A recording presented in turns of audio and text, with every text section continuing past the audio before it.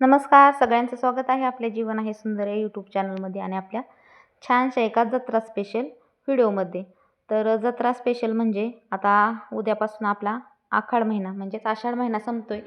तर आमच्या इकडं या महिन्यामध्ये म्हसोबाचं एक देवस्थान आहे आमच्या इथं, आमच्या मलठण आणि वाटलूजच्या सीमेवरती. तर तिथं सगळ्यांच्या अशा नॉनव्हेजच्या जत्रा असतात. तर आपण आज त्या जत्रेला जाणार आहोत. म्हणूनच आज मी शेवट आखाड स्पेशल मस्त असा हा कोंबड्याचा बेत बनवला आहे.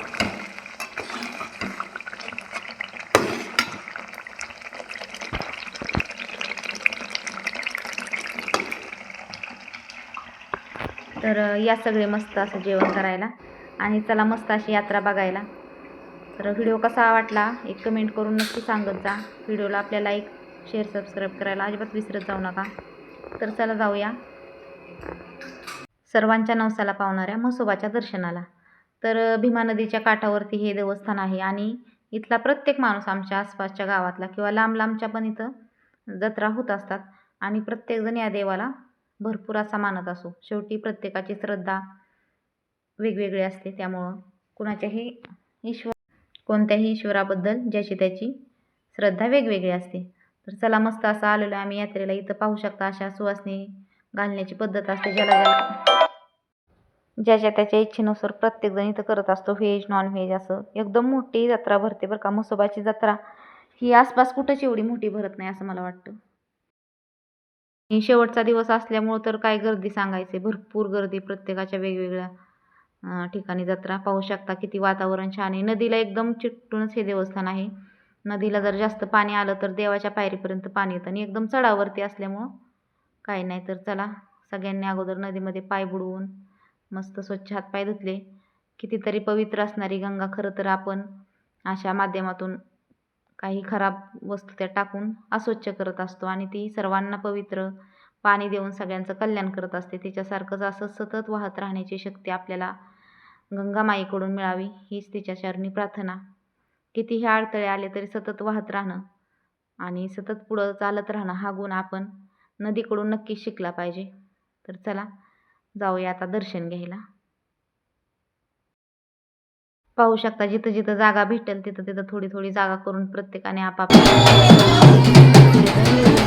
यात्रा होत नाही, जत्रा होते, कारण ही सगळं नॉनव्हेज असेल.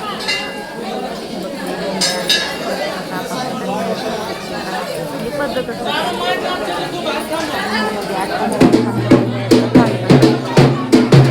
एक मस्त आईस्क्रीम खायला दिली. गर्दी असल्यामुळे खरं तर मला ना व्यवस्थित व्हिडिओ शूट करता आला नाही बरं का. भरपूर गर्दी होती. मग आम्ही पण पटपट आवरलं, दर्शन वगैरे घेतलं आणि लवकर घरी आलो.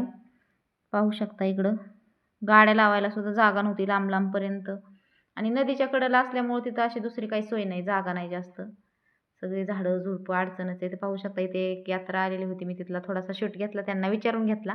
तर त्या मावशी म्हणत होत्या घ्या घ्या म्हणून पुढं जाऊन, पण अनोळखी माणसं होती त्यामुळे मी लांबूनच त्यांचा शूट घेतला. चालल्या होत्या मस्त भाकरी भाजी कांदा कोथिंबीर चिरायची तयारी. इथंच माणसं जेवायला घालायची अशी पद्धत आहे. इथंच बनवायचं आणि इथंच सगळं जेवण. तर असं बघा खेड्याकडचं असं जी पद्धत आहे ती एकदम पाहायला छान वाटते. तर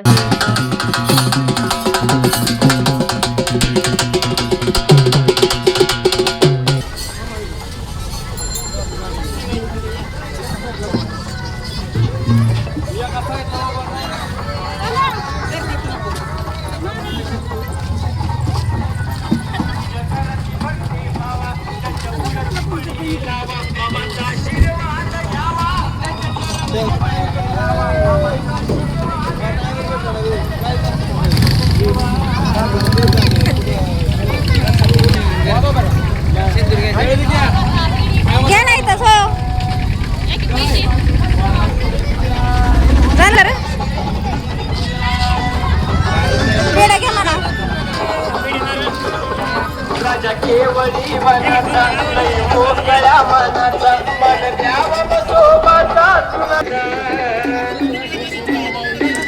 नाटालच नाही आज सांगून देतोय तुला, नाटालच नाही आज सांगून देतोय. तर ह्या व्हिडिओच्या माध्यमातून मी गावाकडची एक जुनी परंपरा दाखवण्याचा प्रयत्न केला आहे. कुठलीही अंधश्रद्धा पसरवण्याचा आपला ह्या व्हिडिओच्या माध्यमातून काही प्रयत्न नाही, ही एक श्रद्धा आहे आणि देवाच्या नावाने हे केलं जातं. अशी जत्रा असते म्हणून मी दाखवलेला आहे. कसा व्हिडिओ वाटला नक्की सांगा. व्हिडिओ पाहिल्याबद्दल धन्यवाद. एक लाईक आपल्या छानशा नदीसाठी.